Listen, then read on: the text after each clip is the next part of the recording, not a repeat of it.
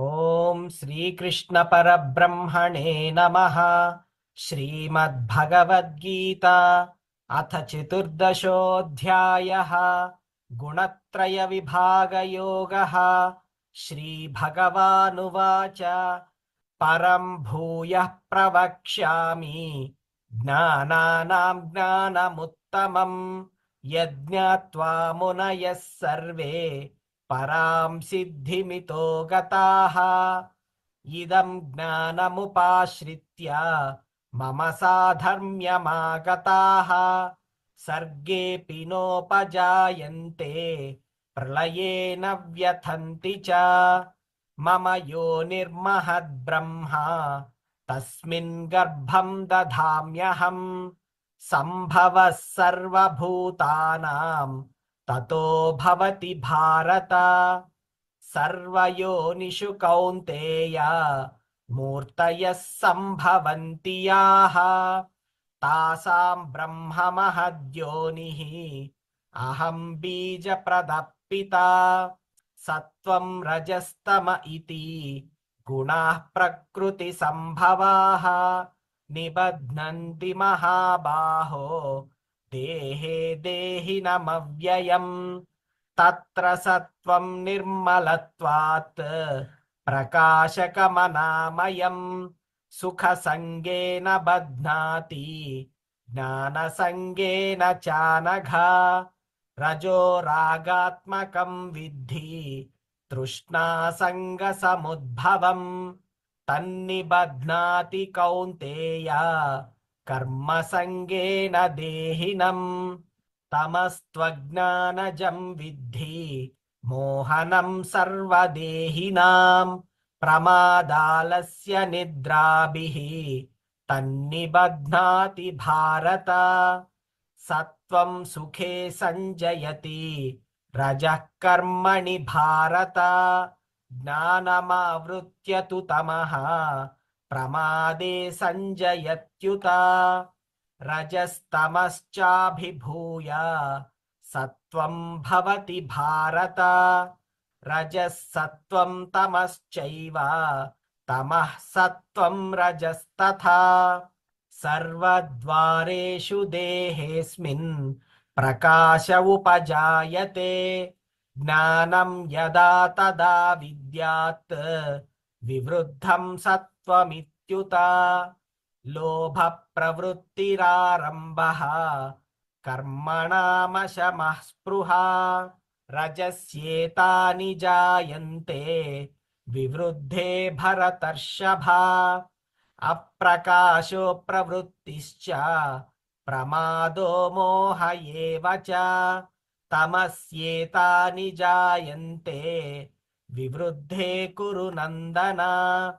यदा सत्त्वे प्रवृद्धे तु प्रलयं याति देहभृत् तदोत्तमविदां लोकान् अमलान् प्रतिपद्यते। रजसि प्रलयं गत्वा कर्मसङ्गिषु जायते तथा प्रलीनस्तमसि मूढयोनिषु जायते। कर्मणः सुकृतस्याहुः सात्विकं निर्मलं फलम् रजसस्तु फलं दुःखम् अज्ञानं तमसः फलम्। सत्त्वात् संजायते ज्ञानम् रजसो लोभ एव च प्रमादमोहौ तमसः भवतो ज्ञानमेव च। ऊर्ध्वं गच्छन्ति सत्त्वस्थाः मध्ये तिष्ठन्ति राजसाः जघन्यगुणवृत्तिस्थाः अधो गच्छन्ति तामसाः। नान्यं गुणेभ्यः कर्तारं यदा द्रष्टानुपश्यति गुणेभ्यश्च परं वेत्ति मद्भावं सोऽधिगच्छति। गुणानेतानतीत्यत्रीन् देही देहसमुद्भवान् जन्म मृत्युजरा दुःखैः विमुक्तोऽमृतमश्नुते।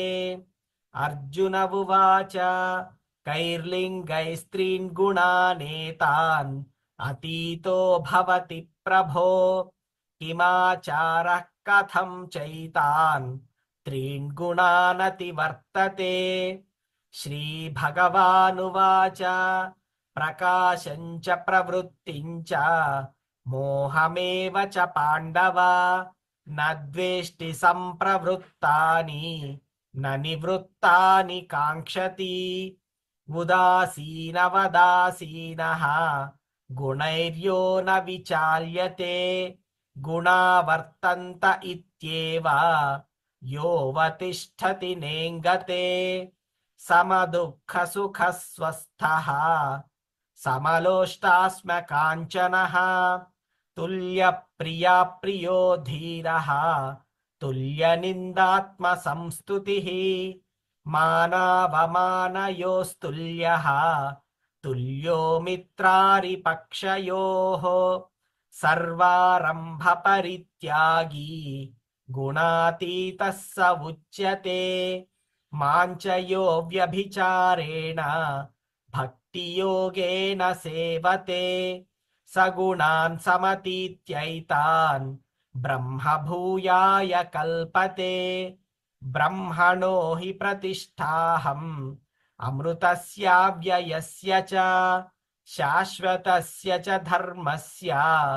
सुखस्यैकान्तिकस्य च ॐ तत्सत् इति श्रीमद्भगवद्गीतासु उपनिषत्सु ब्रह्मविद्यायां योगशास्त्रे श्रीकृष्णार्जुनसंवादे गुणत्रयविभागयोगो नाम चतुर्दशोऽध्यायः।